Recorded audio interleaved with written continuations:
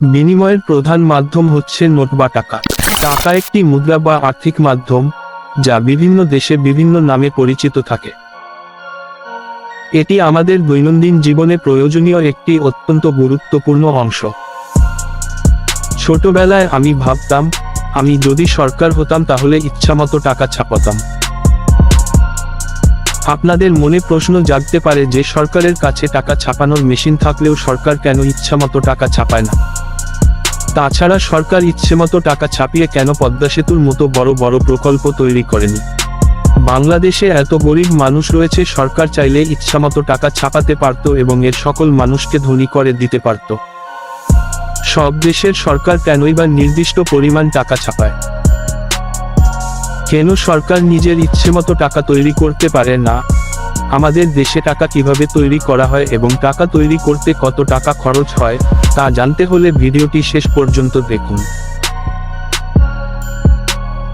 বাংলাদেশ ব্যাংকের রিপোর্ট অনুযায়ী 1 টাকার একটি কয়েন তৈরি করতে সরকারের খরচ হয় 95 পয়সা। 2 টাকার একটি কয়েন তৈরি করতে খরচ হয় 1 টাকা 20 পয়সা এবং 5 টাকার একটা কয়েন তৈরি করতে খরচ হয় 1 টাকা 95 পয়সা। বাংলাদেশের সবথেকে বড় নোট হচ্ছে 1000 টাকা। 1000 টাকা তৈরি করতে সরকারকে খরচ করতে হয় 7 টাকা। অন্যদিকে 500 টাকার একটি নোট তৈরি করতে সরকারকে খরচ করতে হয় 6 টাকা এবং 100 টাকার একটি নোট তৈরি করতে সরকার খরচ করে 4 টাকা 50 পয়সা। যেহেতু বাংলাদেশ ব্যাংক সরকারের টাকা খরচ করে নোট ছাপায়, তাই বাংলাদেশ ব্যাংক সবাইকে অনুরোধ করে টাকা যত্ন সহকারে ব্যবহার করতে। সরকার কেন আনলিমিটেড টাকা ছাপাতে পারে না সেটা জানতে হলে এই কনসেপ্টটি জানতে হবে। আগের যুগের মানুষ চালের পরিবর্তে ডাল এবং ডালের পরিবর্তে সবজি কিনে নিত, অর্থাৎ তারা একটি জিনিস বিনিময় করে প্রয়োজনীয় আরেকটি জিনিস কিনত। আদিমকালে এভাবেই মানুষ একে অপরের প্রয়োজন মেটাতো, যা বর্তমান যুগেও এটির ব্যতিক্রম নয়। মানুষ প্রয়োজন মেটানোর জন্য টাকা ব্যবহার করে থাকে।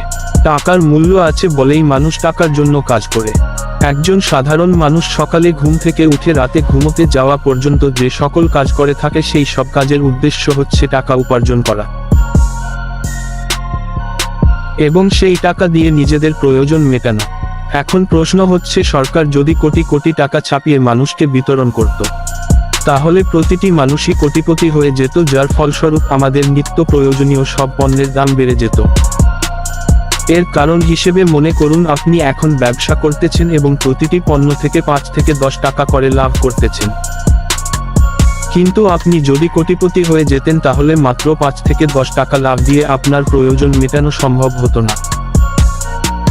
আপনি তখন একটি পণ্য থেকে বেশি লাভ করতে চাইতেন, যার ফলে আপনি পণ্যের মূল্য অনেক বাড়িয়ে দিতেন। এছাড়া যেহেতু সকলের কাছে কোটি কোটি টাকা থাকতো, তাহলে প্রায় সকলেই তাদের প্রয়োজনীয় জিনিস কিনতে পারত, যার ফলে অনেক মানুষ ফসলের মাঠে কাজ করতে চাইবে না, কারণ তাদের কাছে কোটি কোটি টাকা আছে।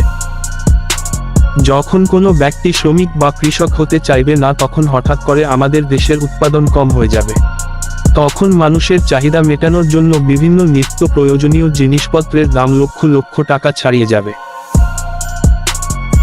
এখন তাহলে আমরা দেখে আসি বাংলাদেশের টাকা কোথায় এবং কিভাবে তৈরি করা হয়। বাংলাদেশের যে টাকা ছাপানো হয়, সেই টাকা তৈরিতে ব্যবহৃত কাগজগুলো আমদানি করা হয় নিউজিল্যান্ড থেকে। আমরা যেমনটা জানি, বর্তমান বিশ্বে 200টি দেশ রয়েছে, কিন্তু পৃথিবীর সব দেশেই টাকা ছাপানোর মেশিন নেই। পৃথিবীতে মাত্র 65টি টাকা ছাপানোর কারখানা রয়েছে এবং গর্বের বিষয় হলো এর মধ্যে 1টি টাকা ছাপানোর কারখানা আমাদের দেশের গাজীপুরে অবস্থিত। বাংলাদেশের গাজীপুরে অবস্থিত এই টাকা ছাপানোর কারখানার নাম হচ্ছে দ্য সিকিউরিটি প্রিন্টিং কর্পোরেশন, যাকে বাংলাদেশের টাকশাল বলে আখ্যায়িত করা হয়। এই প্রতিষ্ঠানে বিভিন্ন স্তরে বিভিন্ন সিকিউরিটি রয়েছে। এই প্রতিষ্ঠানে কর্মরত প্রত্যেকটি কর্মচারী এবং কর্মকর্তাকে কঠোর নিয়মকানুন মেনে চলতে হয়। এই ফ্যাক্টরিতে টাকা তৈরি করার জন্য সর্বপ্রথম বিদেশ থেকে এর কাগজ এবং তুলা আমদানি করে নিয়ে আসা হয়। এরপর এই কাগজ ও তুলাগুলোকে একটি মেশিন দিয়ে আরো নরম করা হয়। এরপরে কাগজগুলো একটি ড্রামের মধ্যে দেওয়া হয়, যেখানে কাগজের সাথে পানি মেশানো হয়। এরপর এটিকে ভালোমতো মিক্স করা হয়। মিক্স হয়ে গেলে এর থেকে সম্পূর্ণ পানি বের করে নিয়ে শুকনা করে ফেলা হয়। তারপর এই মিশ্রণটি একটি মেশিনের মধ্যে দেওয়া হয়, যেখানে মেশিনটা চাপ প্রয়োগ করে মিশ্রণটিকে কাগজে রূপান্তর করে। আমরা প্রত্যেকটি টাকাতে সেই দেশের প্রধানমন্ত্রী কিংবা রাষ্ট্রনায়কের ছবিসহ বিভিন্ন লোগো দেখে থাকি। টাকা তৈরির সর্বপ্রথম ধাপে এই ছবির লোগো টাকার উপরে বসানো হয়। তারপর বিভিন্ন মেশিন ব্যবহার করে এই টাকাগুলোর উপরে ওয়াটারমার্ক বসানো হয়। আর এভাবে কাগজের বড় একটা রোল তৈরি হয়, যা দিয়ে টাকা তৈরি করা হয়ে থাকে। তবে এর জন্য আরও বিভিন্ন ধাপ অতিক্রম করতে হয়। প্রথম ধাপে এই কাগজগুলোর ভুল ত্রুটি মেশিনের মাধ্যমে পরীক্ষা করে দেখা হয়। যদি কাগজগুলোর মধ্যে কোনো ভুল পাওয়া যায় তাহলে সেগুলোকে বাদ দিয়ে দেওয়া হয়। তারপর এগুলোকে পরবর্তী ধাপে পাঠিয়ে দেওয়া হয়। এরপর এই বিশাল বান্ডিলগুলো 3 ভাগে ভাগ করা হয়। ধারালো ব্লেডের মাধ্যমে এই রোলকে কেটে ফেলা হয়। কাটা সম্পন্ন হলে সব টাকার উপর হলমার্ক বসানো হয়। প্রত্যেকটি টাকার মধ্যে এই হলোগ্রাম দেখা যায়। তারপর কাগজের গুণগত মান সহ সবকিছু ঠিক আছে কিনা তা পুনরায় মেশিনের সাহায্যে পরীক্ষা করে দেখা হয়। এরপর এগুলোকে কনভেয়ার বেল্টের মাধ্যমে সামনের দিকে পাঠানো হয়, যার সাহায্যে এই রোলগুলোকে টুকরা করে কেটে ফেলা হয়। তারপর এই কাগজগুলোকে প্রিন্টিং এর জন্য পাঠিয়ে দেওয়া হয়। এই কাগজগুলিকে হাতের সাহায্যে প্রিন্টারের মধ্যে দিয়ে দেওয়া হয়। প্রিন্টারে দেওয়ার পর কাগজগুলো প্রিন্টারের ভিতরে 3 ধাপ অতিক্রম করে। প্রথম ধাপে আসে অফসেট প্রিন্টিং, যেখানে বিভিন্ন ধরনের টাকার জন্য বিভিন্ন ধরনের রং ব্যবহার করা হয়। তারপর কোয়ালিটি ইন্সপেক্টর নোটের রং ভালো মতো পরীক্ষা করে দেখেন।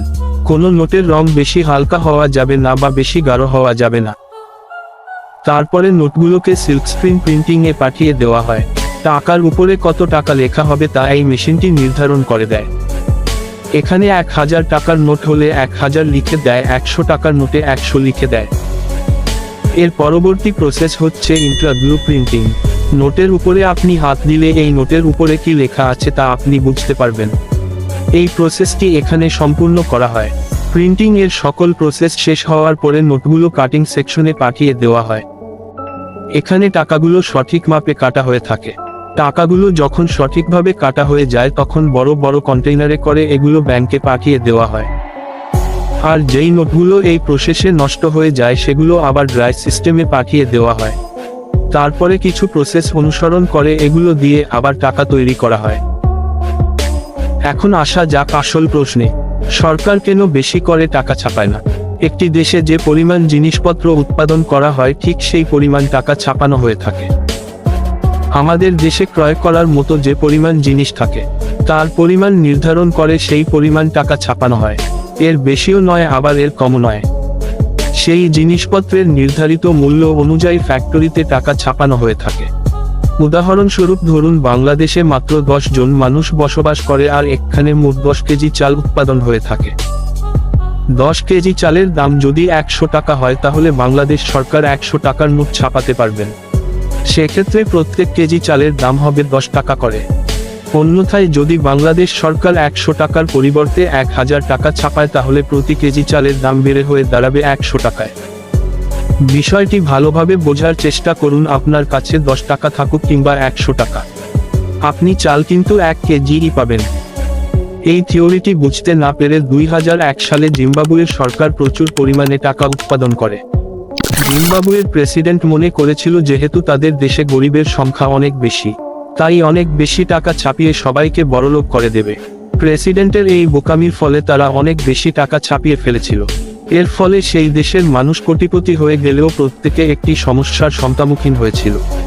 সামান্য একটি খাতা কিংবা কলম কিনতে গেলেও তাদের লক্ষ টাকা খরচ করতে হয়েছিল। জিম্বাবুয়ে শুধুমাত্র 2001 সালেই থেমে থাকেনি।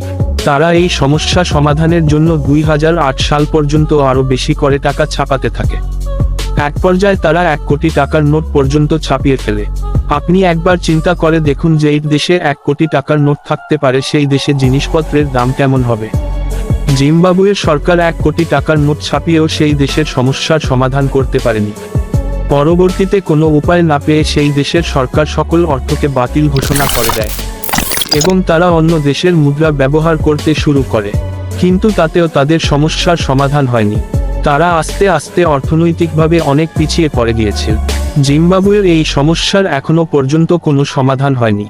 আশা করছি আপনাকে বোঝাতে পেরেছি সরকার যদি ইচ্ছা মতো টাকা ছাপায় তাহলে দেশের মানুষের সাথে কি হবে। সরকার যদি বেশি টাকা ছাপায় তাহলে আমাদের একটা কলম কিন্তু লক্ষ টাকা ব্যয় করতে হতে পারে। আশা করছি টাকা সম্পর্কে আপনার সব প্রশ্নের উত্তর আমরা আপনাকে দিতে পেরেছি।